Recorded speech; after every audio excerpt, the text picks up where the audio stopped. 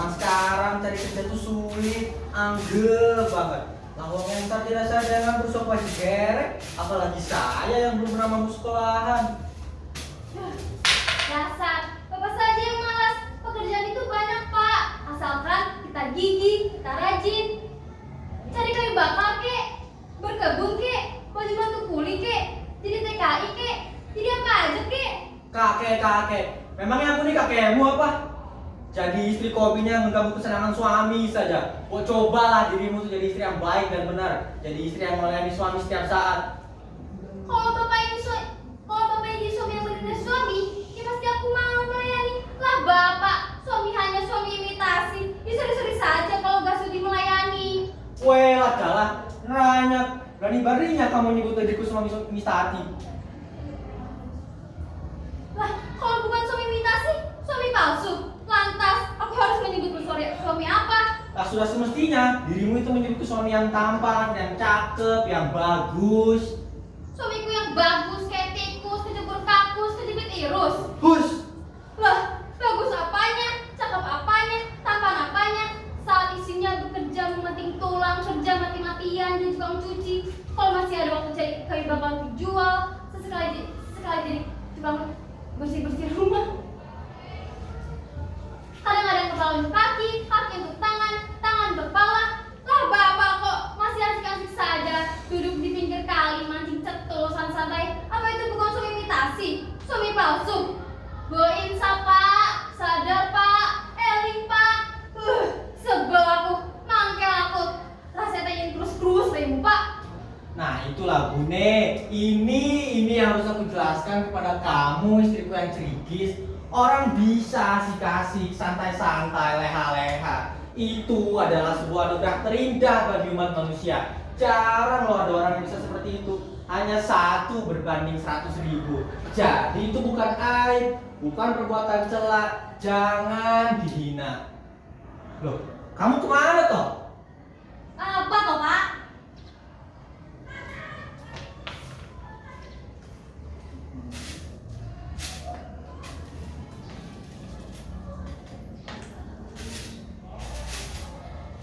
Weh, si bapak, kemana bapak kamu? Sekarang malah bapak yang pergi. Oh puasa Bune, ya kalau memang besok belum ada yang bisa dimakan, ya puasa dulu. Itu kan ajaran agama. Puasa kok tiap hari. Puasa bagi orang yang mampu itu memang ajaran agama pak. Tetapi bagi kita kaum duafa, puasa kita karena keadaan pak, karena memang tidak ada yang bisa dimakan.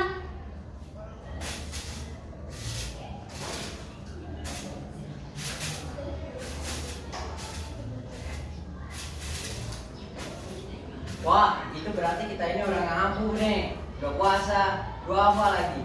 Itu kan bisa jadi pelajaran yang baik buat orang-orang yang suka makan jasa kita. Sudah, gak usah ngebantah, gak usah ngeyel. Sekarang itu bapak harus kerja apa kek? Weh lah, kamu bos semakin hari semakin puasa tau. Sudah berani ngatur-ngatur suamimu, udang tuding, perintah-perintah. Kamu sudah berbau militerisme terhadap suamimu sendiri. Habisnya bapak tidak mau kerja, tidak mau cari uang. Kita itu butuh beras pak, kita itu butuh perabot rumah tangga pak. Kita butuh sabun, odol, beras dan lain-lain. Rumah tangga kok hanya punya 1 kasur tanpa ranjang, hanya punya 1 piring dan 2 gelas. Bahkan kalau makan pun harus ganti-gantian. Memang yang lain kemana? Pak, yang mana?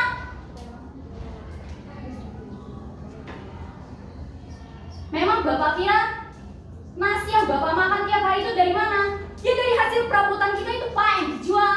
Makanya bapak itu sekarang harus kerja yang benar, jangan cuma mancing-mancing gak jelas. Enggak, aku nggak mau kerja keras. Jadi dokter, dan aku sedang menunggu wangsit. Kurus ngomong pak. Apa itu nih? Ngelawan sama suami, berani sama suami. Bajigur tenan iki, wong kenge ini kudu ditutuki. Ayo, berani Pak, sama suami. sakit Tangan pak, lawan. ampun, Ayo sakit bilang pak. apa, bilang lawan sama suami lagi. Pak, kapok, Nah, pak. begitu, jangan diulangi lagi.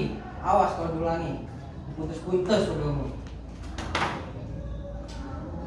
Aku kali menepi cari inspirasi. Walah si bapak pukul-pukul istrinya biadab tenang. Ih.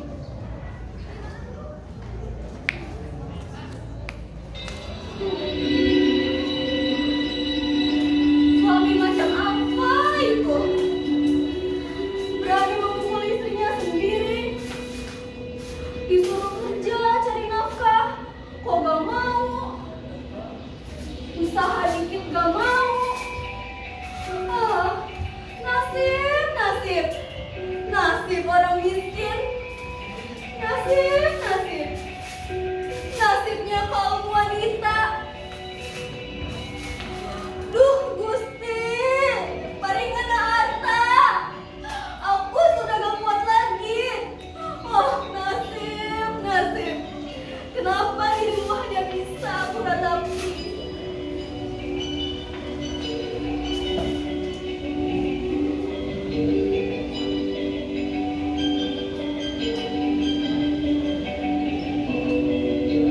Nuhun adik-adik ngomong.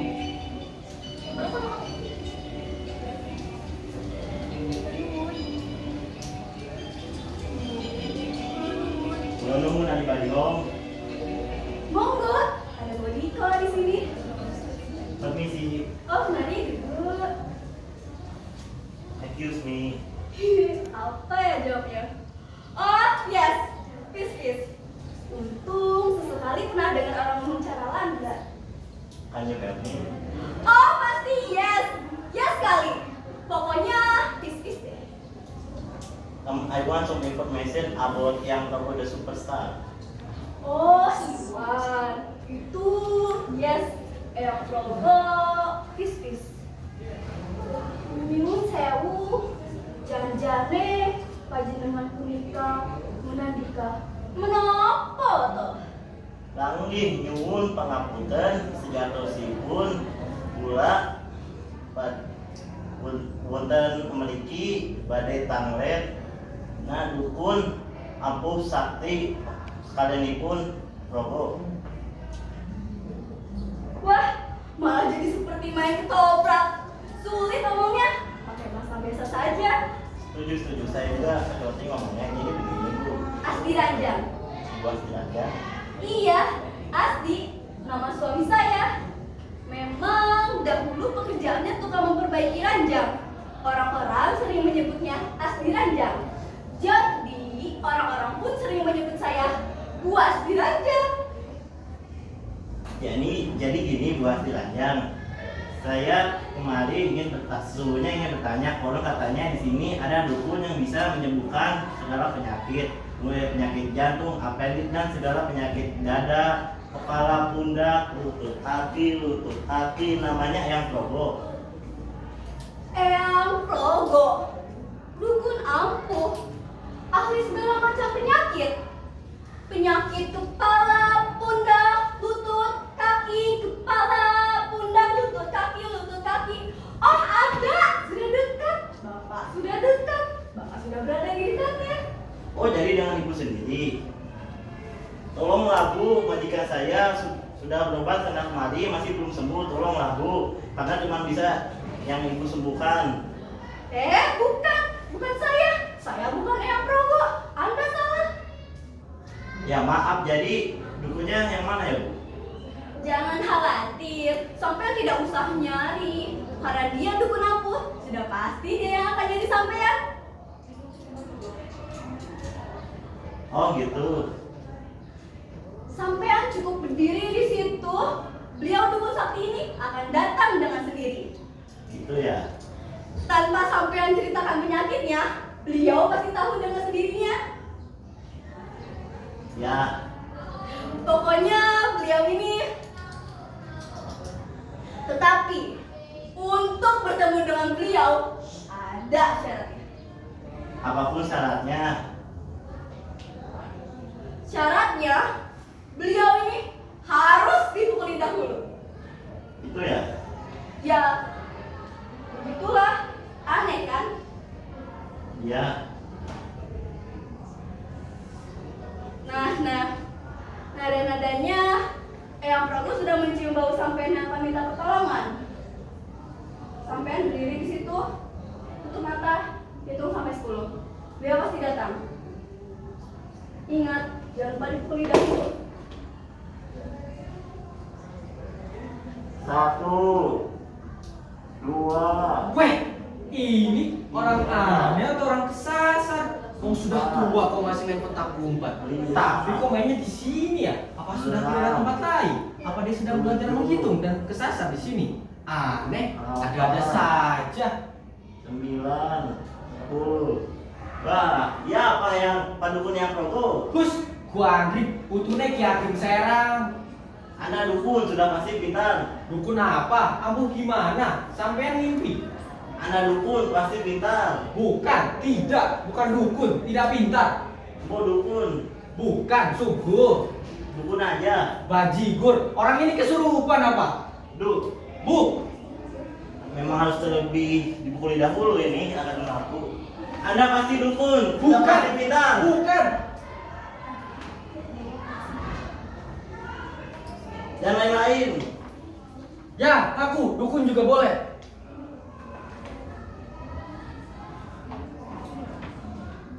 Masih menyangkal? Tidak. Aku tidak. Iya, aku dukun. Nah, kalau dari tadi Anda mengaku, saya tidak akan memukulinya. Tapi saya bukan dukun. Masih menyangkal? Tidak, Jadi, tidak. Aku tidak. Ya, daripada dipukuli, ya dukun juga tak apa. Iseng-iseng berhadiah. Jadi, apa keluhannya?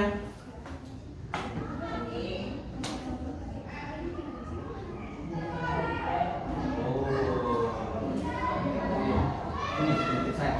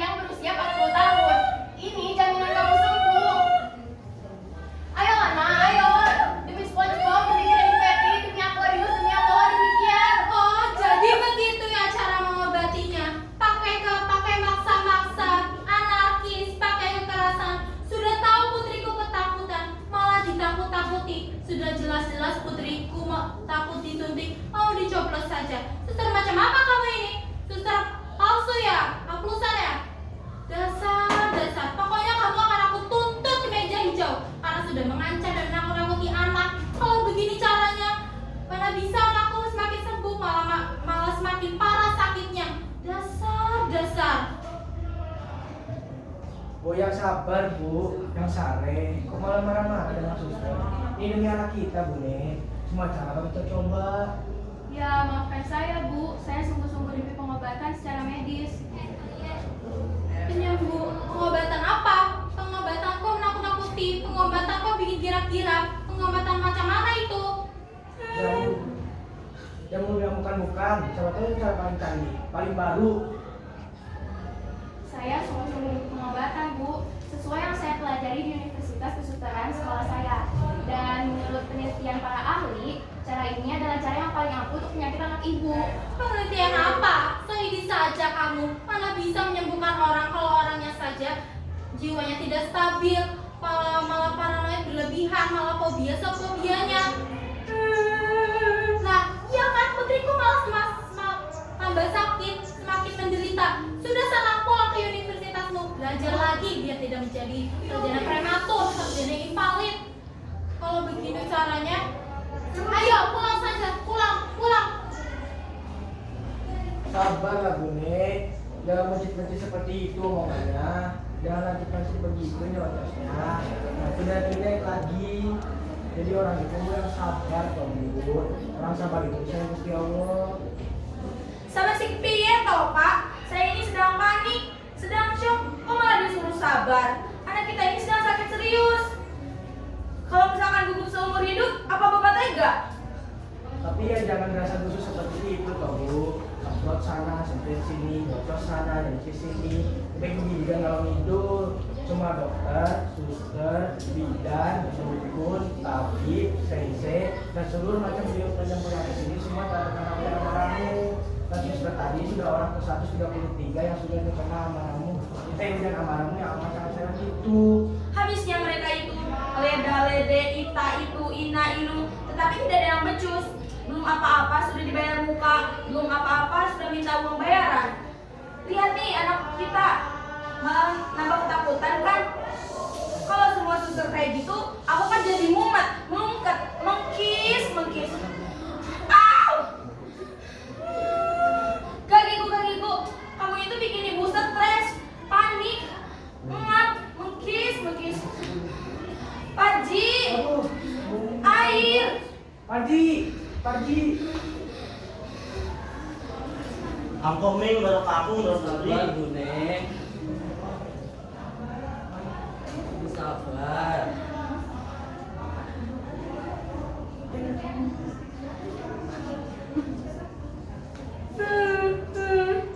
Hal ini Bapak Putri tidak memerlukan air untuk menghilangkan sesak napasnya karena saya telah menemukan dukun ampuh seperti mimpi Bapak Putri. Eyang Probo. Ini leres.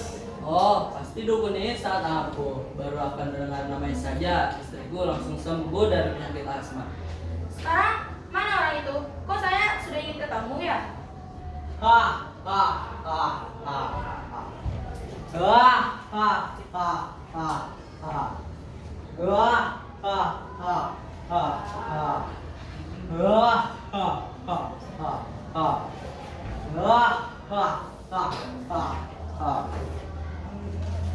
Kenalkan, nama saya Adi Kartaraja Nagara.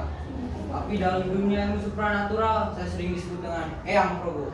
Jurusmu paling ampuh, canggih, dan 100% oke dia punya.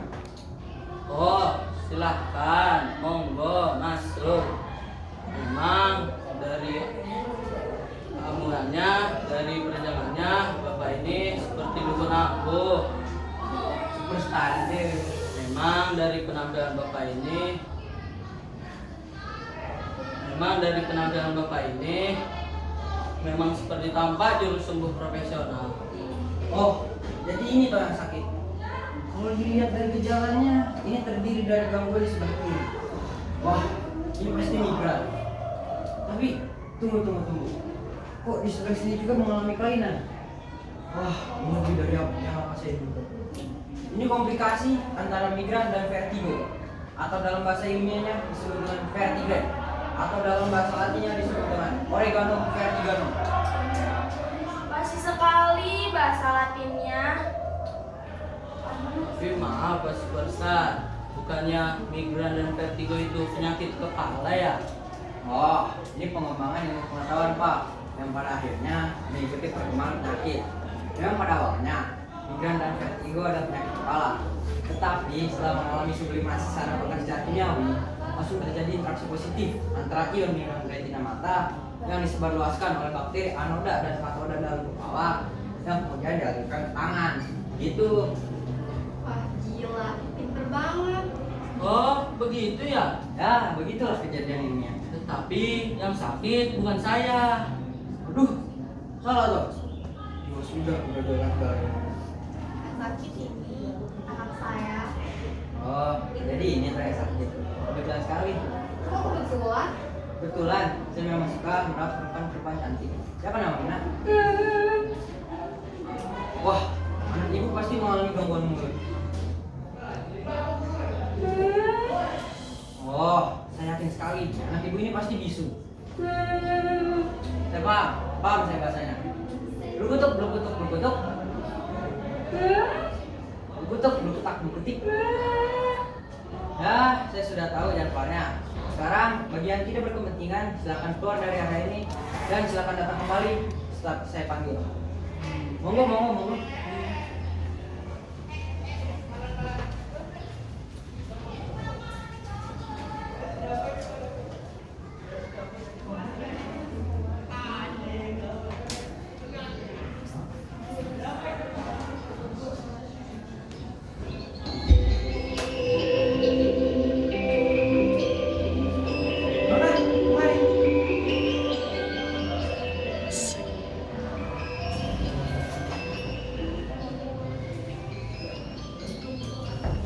Tolong saya Nona, please banget. Saya sebenarnya bukan dukun, saya bukan superstar, saya hanya bohong-bohongan. Sebab kalau saya tidak berbohong, saya bakal dipukuli. Tolong saya Nona, saya sebenarnya tidak 100% oke resepnya. Saya minum 100% payah.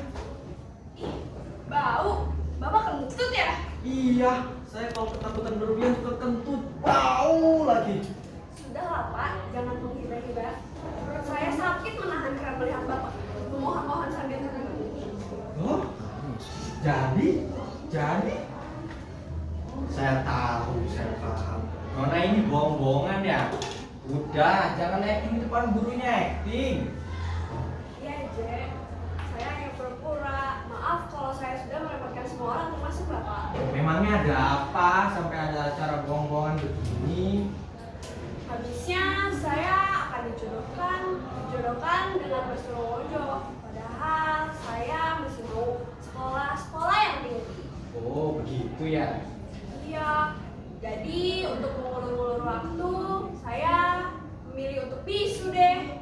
Oh, maka tentu. Jadi Nona pura-pura bisu agar bisa menghindari perjodohan dan ingin menguruskan sekolah.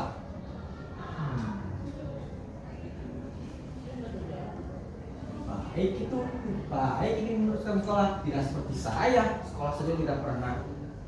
Begini saja, bagaimana kalau kita kong kali kong? Kok kali bagaimana? Jadi kita perumit keadaan agar semakin genting. Tapi Nona setuju tidak kalau kita kong kali kong? Saya setuju, asalkan saya tidak jadi dijodohkan dan saya sekolah yang tinggi. Oke, sip. Setuju? Dalam hitungan ketiga, kita mulai ya. Nanti Nona teriak, konsentrasi. 3.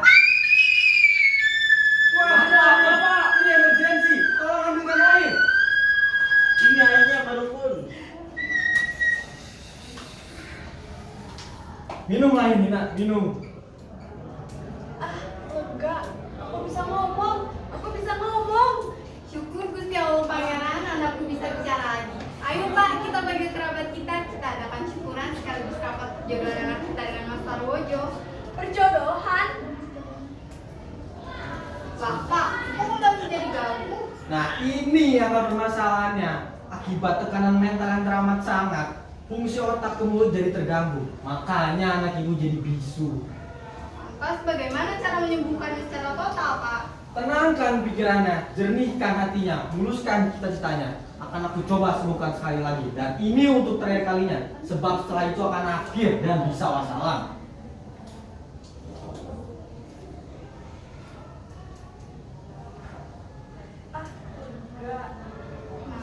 Tunggu sebentar Bu. Sebelum Ibu melontarkan pertanyaan-pertanyaan rumit, tolong diatur dulu perkataannya. Takut anak Ibu invalid. Dan jangan lupa, tenangkan pikirannya, jernihkan hatinya, dan luruskan cita-citanya. Jangan Ibu paksakan kehendak. Baik. Aku hanya ingin menanyakan minimalnya. Iya, Tona. Apa sih ini? Sekolah gue, sekolah. Iya, sekolah. Putri hanya ingin sekolah yang tinggi. Ya, kalau memang itu kemauanmu. Ya gue. Nah, itu ibu yang baik dan benar, memberi keluasan berpikir kepada anaknya. Anak itu adalah amanah, jangan kita paksakan kehendak. Anak kita sebenarnya bukan anak kita, melainkan titipan, mengalir sesuai dengan zamannya. Kita hanya membimbingnya, bukan mencetaknya. Pak, mau kangen dengan boleh Pak? Loh, jadi dukun ini suaminya ibu ini? Begitulah, yang penting permasalahannya selesai toh.